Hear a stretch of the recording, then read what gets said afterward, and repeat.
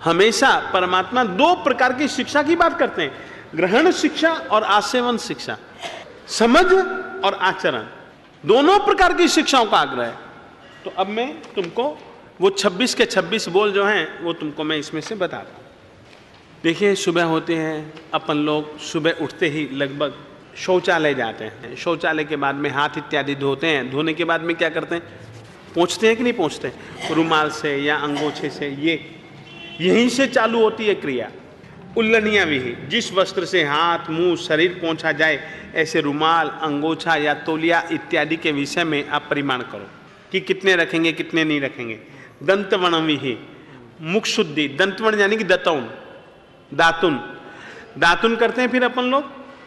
दातुन के लिए आपको कौन कौन सी दातुन चाहिए? क्या बबुल की, क्या नीम की, क्या मुलट्ठी की, कितनी चाहिए? आज की तारीख में मंजन आ गया या आज की तारीख में कोलगेट इत्यादि आ गए, कितनी चाहिए तुमको? फोरहंस चाहिए, कोलगेट चाहिए, कौन सा चाहिए? अमर छाप चाहिए। एक मर्यादा तो तुम लोग करो ना यार। ये इसलिए फिर दंतवण विहि, मुख शुद्धि के लिए हम दतौन, फिर फल विधि।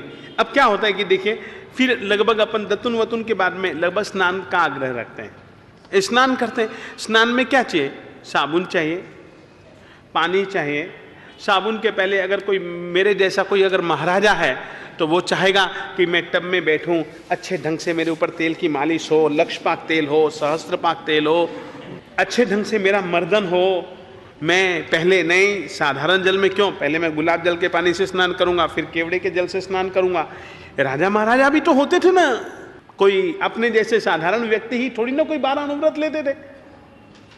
तो उनके तो रहने और उनके कोई जरूरी थोड़ी ना कि सादे पानी से ही नहाए, सरसों के तेल की मालिश जरूरी थोड़ी ना थी। वो तो लक्षपाक तेल, तुम सुनते नहीं हो कि त्रिशला महारानी और ये सिद्धार्थ राजा किस किस तरीके से जब स्नानागार में जाते थे, किस किस तरीके से मालिश करवाते थे। तो वो सब चीजें इसमें आ रही हैं तुम्हारे लिए। हाँ, उन चीजों के नाम बदल गए हैं, चीजें तो वही की वही हैं, उन चीजों का स्वरूप बदला है, पर चीजें तो वही के वही हैं। अब चाहे तुम ब्रुश कह दो, चाहे मंजन कह दो और चाहे दतुन कह दो, इसमें क्या फर्क पड़ेगा? पदार्थ का स्वरूप जुदा होगा, मगर हेतु तो मुख शुद्धि ही तो है। फल विहि, स्नान के समय मस्तक को स्वच्छ करने के लिए आंवले के रस का प्रयोग। आंवले के रस से कई फायदे होते हैं। जिसके बाल झड़ते हो, आंवले का रस लगाओ, आपके बाल नहीं झड़ेंगे। तो इत्यादि ऐसे बहुत सारे पदार्थ थे जो कि हमारे फल विधि के अंतर्गत आते हैं। अब भंगण विहि, त्वचा संबंधी विकारों को दूर करने के लिए और शरीर में रक्त संचार सुचारू रूप से रखने के लिए तैलादि द्रव्यों की जो मालिश की जाती है वो अभंगण विधि आ गई। उबतन विहि, शरीर पर जमे हुए मैल को दूर करने और शरीर में स्फूर्ति तथा शक्ति प्राप्त करने के लिए उबटन, पीठी आदि को लगाया जाता था, वह भी आप उसकी मर्यादा कर सकते हैं। मज्जन विहि, स्नान के संबंध में मर्यादा करना कि मैं इतनी बार से अधिक बार या अमुक प्रकार के इतने जल से अधिक जल का व्यय नहीं करूंगा। कितनी बाल्टी चाहिए तुमको? 3 बाल्टी एक बार स्नान करने के लिए कितनी बाल्टी चाहिए? आधी, 1, 2 रख लो, हाँ कुछ भी, यानी कि एक मर्यादा रखो। मेरा कहने का ये भाव है। मज्जन विहि, वस्त्र विधि, वस्त्र के संबंध में मर्यादा करना कि मैं अमुक किस्म के इतने वस्त्रों से अधिक वस्त्रों को शरीर पर धारण नहीं करूंगा। ठंडे हैं, गर्म हैं, ऊनी हैं, सूती हैं, पॉलिस्टर हैं, रेशमी हैं, जिस किसी की भी मर्यादा करनी हो कीजिए ना, वो वस्त्र विधि। सभी प्रकार के वस्त्र आ गए जो पहने जाते हैं शरीर पर। विलेपन विधि, शरीर में शीतलता प्रदान करने के लिए चंदन आदि सुगंधित पदार्थों का लेप किया जाता था, उन पदार्थों की भी आप मर्यादा कर सकते हैं। पुष्प विधि, पुष्पों की मर्यादा करना कि मैं अमुक वृक्ष के इतने पुष्पों के अतिरिक्त या अन्य तथा अधिक पुष्पों का उपयोग नहीं करूंगा। पूजा के लिए आप रखिए ना, आप आगार नहीं, आप पहले से ही सोचकर चलिए कि परमात्मा के पूजा के लिए मैं पंचरंगी फूल इतने चढ़ाऊंगी। हाँ, आप रख लीजिए, आप अपने लिए रखिए, अपने पूजा के लिए रखिए, अन्य किसी देव देवी की पूजा करनी हो उसके लिए रखिए। अच्छा, फिर उसके बाद में यहां से एक शब्द निकल गया आभरण विहि, अमुक आभूषणों के सिवाय अन्य आभूषणों का उपयोग मैं नहीं करूंगा, ये हो गया आभरण विधि। धूप विधि, स्वास्थ्य की दृष्टि से वायु शुद्धि के लिए धूप आदि के उपयोग का परिमाण करना। अब जैसे गुग्गल धूप है, लोबान धूप है, सुगंध वाला है, सुगंध कोकिला है, हजारों चीजें सुगंध के लिए, वायु शुद्धि करने के लिए। मंदिर के लिए भी माता जी आप अलग से रख सकते हैं। मंदिर जी के लिए तो माता क्या होता है, चंदन आदि ही जलता है अधिकतर मंदिर जी में। अपने मंदिर में चंदन का आग्रह है। देखिएगा, हम आपको कहना चाहते हैं, गंध का संबंध साधना से बहुत ज्यादा है, गंध का संबंध वायु से बहुत ज्यादा है। यदि मुझको नमस्कार महामंत्र की आराधना करनी है तो चंदन की धूप सबसे भली। यदि मुझको नमकार मंत्र की नहीं, उपसग्रहम की करनी है तो चंदन की धूप की अपेक्षा दूसरी धूप भली। उस स्तोत्र पाठ की आराधना में वो धुआं तुमको साधना में स्थिरता दे देगा, चंदन का धुआं नहीं देगा। माता एक अलग विषय है, परमात्मा के लिए तो आप चंदन। और सबसे अच्छी चीज धूप नाम की लकड़ी आती है, हम कहते धूप बत्ती। कुछ अगर देखिए, किसको तो आप कहते हो अगरबत्ती, किसी को कहते हो धूप बत्ती। और धूप बत्ती अगरबत्ती में अंतर होता है। अगरबत्ती तो वो स्टिक होती है और धूप बत्ती जो होती है हाथ वाली होती है। हाँ, विदाउट लकड़ी, विदाउट लकड़ी भी। और मैं तो कहता हूं कि जो वो लकड़ी का आकार वाली आती है जो मंदिरों में जलती है, उसके सिवाय एक ऐसी आती है जो कि काली काली आती है, उसको हम धूप बत्ती कहते हैं। धूप नाम की लकड़ी होती है। आपने तो धूप नाम की लकड़ी देखी नहीं तो देखो तो खुशबू से आपका नाक भर जाए। मैं खुद जब आराधना करता हूं तो वो ही धूप चलाता हूं। मां धूप नाम की लकड़ी है, मां कश्मीर में पैदा होती है, भारत में कश्मीर में पैदा होती है, और वो भी बर्फ में पैदा होती है, और उसमें कोई घी भी डालने की जरूरत नहीं।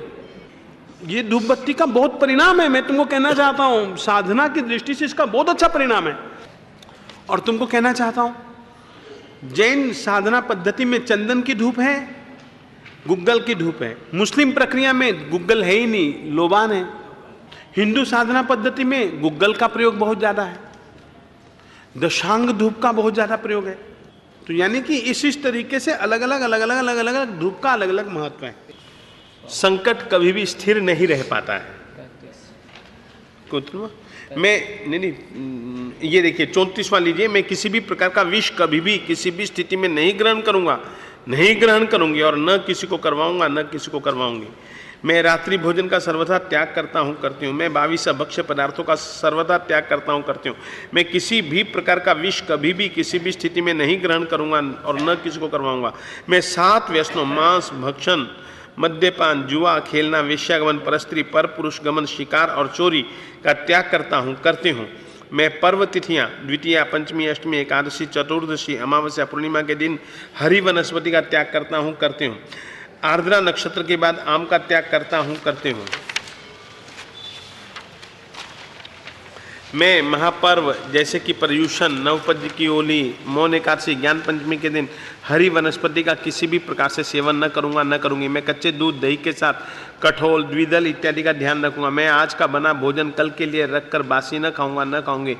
चलित रस हो जाता है, इस कारण से हमारे यहाँ पर बासी भोजन नहीं खाया जाता है। मैं किसी भी प्रकार की मदिरा, मांस व मांस निर्मित पदार्थों का सर्वथा त्याग करता हूँ, करती हूँ। मैं मांसाहारी होटल, ढाबा आदि में कभी भी न जाऊँगा, न जाऊँगी, और न ही वहाँ की किसी पदार्थ का सेवन करूँगा, करूँगी, न करवाऊँगा, न करवाऊँगी। मैं अंडे एवं अंडे से निर्मित सभी पदार्थों का त्याग करता हूँ, करती हूँ। इस तरीके से सामान्य रूप से ऐसे ऐसे और भी व्यवहार में जीते हुए आप लोग ख्याल रख सकते हो। 12वां, हाँ, मैं चूहे आदि जंतुओं को पकड़ने के, तोता, मैना आदि प्राणियों को बंद रखने के पिंजरे बनाने और बेचने का धंधा नहीं करूंगा, नहीं करूंगी, और न करवाऊंगा, नहीं करवाऊंगी। अब ये देखिए, आप धंधा तो नहीं करते हैं, एक सेकेंड, घर में चूहों का उपद्रव है, आप चूहेदानी रखते हैं, आप पिंजरा रखते हैं, आप चूहेदानी की छूट रखिएगा, मगर ये ध्यान रखिएगा, चूहेदानी में अगर तुमने चूहे को पकड़ लिया, अब मैं कहना चाहता हूं, चूहेदानी में तुमने चूहे को पकड़ लिया, सड़क के किनारे जाते हैं लोग, छोड़ देते हैं ताकि वो ट्रक के नीचे बेचारा कुचला जाता है, नहीं होता है ऐसा, निश्चित रूप से होता है। इसमें क्या हुआ, इसमें क्या हुआ, भोगोपभोग परिमाण व्रत, अनर्थ दंड विरमन व्रत, और इसके अतिरिक्त तुम्हारी जिंदगी में जो तुमने हिंसा में नियम लिया था कि मैं निरपराधी जीव की संकल्प पूर्वक हिंसा नहीं करूंगा, वो भी टूटता है। चूहे को पकड़ लो क्योंकि वह अपराध करता है, ठीक है, मगर यूं तुमको, उसको पंचेंद्रिय है, उसको यूं संकल्प पूर्वक मर जाएगा बेचारा, तो तुमने यदि यूं ही छोड़ दिया, तो छोड़ना है तो जंगल में जाकर के छोड़िए।